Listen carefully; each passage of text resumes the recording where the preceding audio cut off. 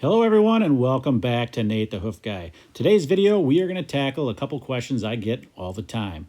First of which being, why do you not remove those cracks in that hoof? And the second one is, why do your toes look shorter than the other trimmers I watch? Well, instead of playing around with these cows, let's get right into the video.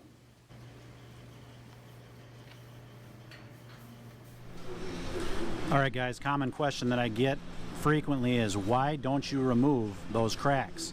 Like for instance right here we've got a crack, appears to be in that white line, right?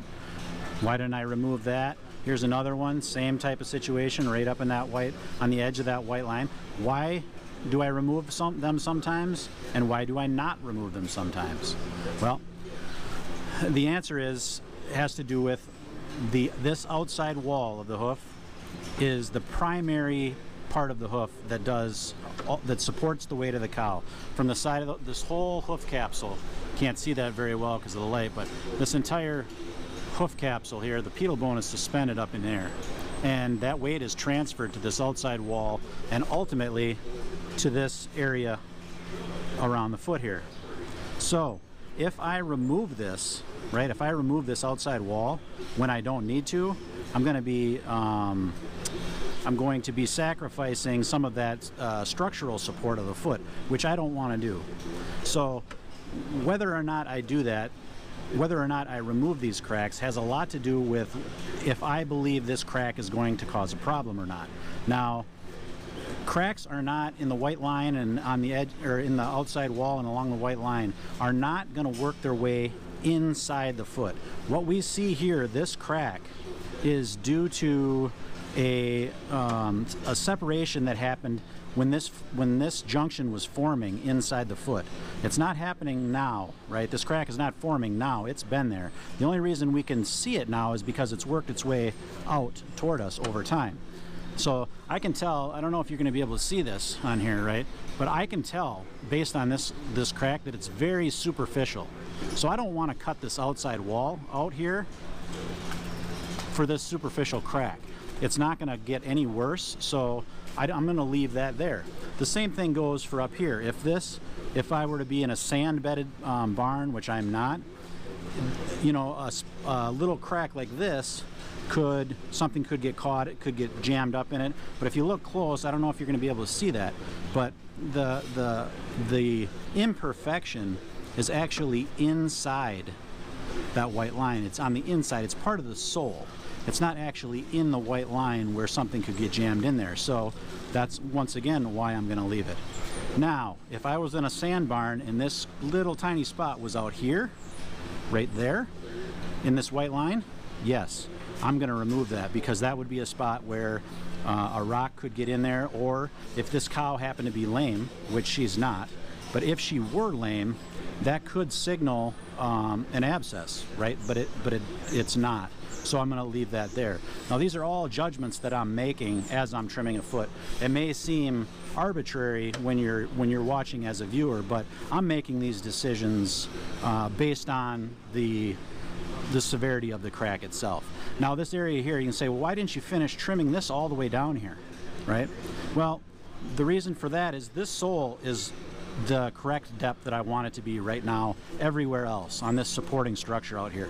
This is slightly lower, yes, but if I were to make this all white, right, and to lower this and have the sole still maintain proper angle, I would have to thin sole the rest of the foot, and I definitely do not want to do that.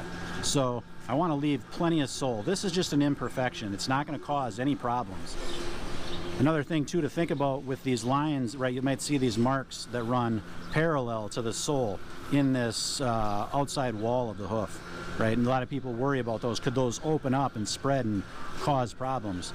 They're not going to. And if you want to think about it in a different way, think about a farrier, a trimmer that trims horses, right? When they put horseshoes on, they actually penetrate this white line, or this outside wall. They penetrate that with nails. to hold the horseshoes on, and they don't have problems with the hoof splitting or this outside wall ripping wide open. It doesn't happen. You're never going to see, at least I never in my career have seen any type of trauma that's actually ripped that's split the outside wall itself. I've seen some where the white line area has been split, and this area will crack out. But as far as this actual outside wall being compromised and splitting from these horizontal cracks that run this way, or perpendicular rather, that run this way in the foot, I don't worry about those. They're not going to cause problems.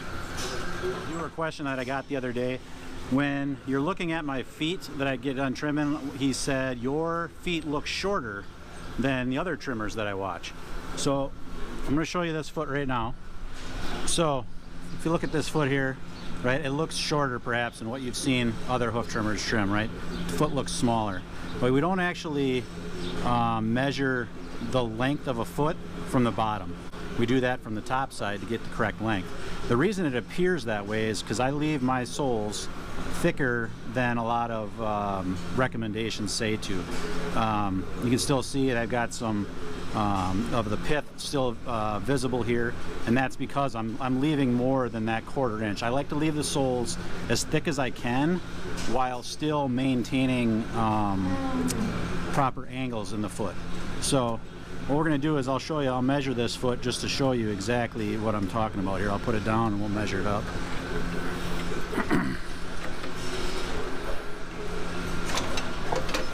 All right, so what we're going to do is we're going to measure from here to here and get a measurement on that. So I'm going to put this string here, match it up here, and we're going to lay it down. Hopefully she doesn't step on my finger and break it, but we're going to cut that off right there, the toe. All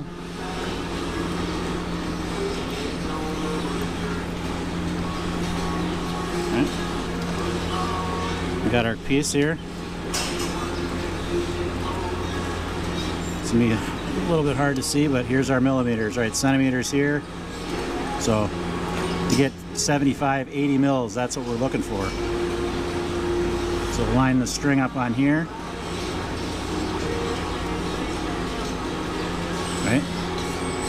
And you can see that we're just over about 83 mils, right? 83 millimeters. So while that toe looks short, it's actually about 2 millimeters longer than it could be.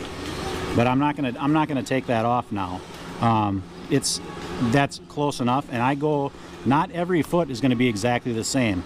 When I look at the foot and make that cut, I'm judging by lines in the foot that tell me exactly where I should be, and rather than just a strict measurement that I use from cow to cow, I use the cow, let the cow tell me what the length is supposed to be.